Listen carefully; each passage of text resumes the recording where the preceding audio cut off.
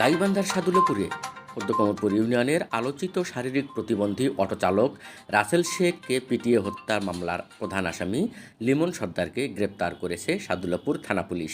18 April বৃহস্পতিবার রাত 8:30 সাংবাদিকদেরকে বিষয়টি নিশ্চিত করেন সাদুল্যপুর থানার অফিসার ইনচার্জ মোহাম্মদ শফিকুল ইসলাম শফিক। তিনি বলেন, উপজেলার খোর্দকমলপুর ইউনিয়নের তুচ্ছ ঘটনাকে কেন্দ্র করে শারীরিক প্রতিবন্ধী অটোচালক রাসেল শেখকে হত্যা করে আসামি লিমন সর্দার আত্মগোপনে চলে যায়। এরপর থেকেই পুলিশ তাকে গ্রেপ্তারে চেষ্টা চালাতে থাকে।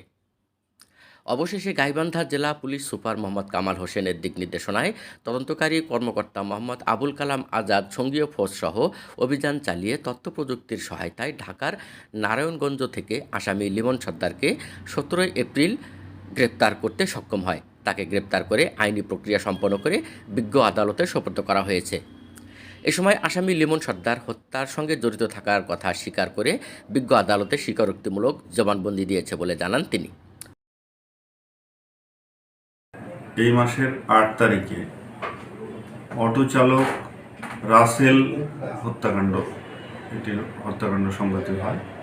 ভাড়ার টাকাকে কেন্দ্র করে সামান্য বিষয় নিয়ে একটি হত্যাকাণ্ড ঘটনা ঘটে। হত্যাকাণ্ডের প্রধান অভিযুক্ত লিমন সর্দার হত্যাকাণ্ডের পর গা ঢাকা দেয়। এ বিষয়ে নিয়মিত মামলা হয়। মামলার পর আমরা মাননীয় পুলিশ সুপার গাইবান্ধা মহোদয়ের দিক নির্দেশনায় আমরা আসামিকে গ্রেপ্তারের চেষ্টা করতে থাকি।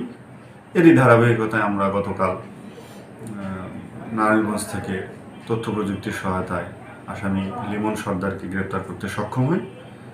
নারায়ণগঞ্জ থেকে গ্রেপ্তার করে সাদুল্যপুর থানায় নিয়ে আসি। তাকে জিজ্ঞাসাবাদে সেই ঘটনার কথা স্বীকার করে আমরা তাকে মাননীয় আদালতে প্রডিউস করি।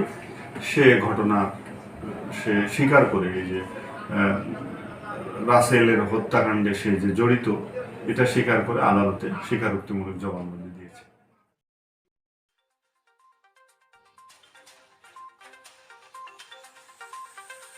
শেখ নাসির, নিউজ ডেস্ক, সারা বাংলা সংবাদ, ঢাকা।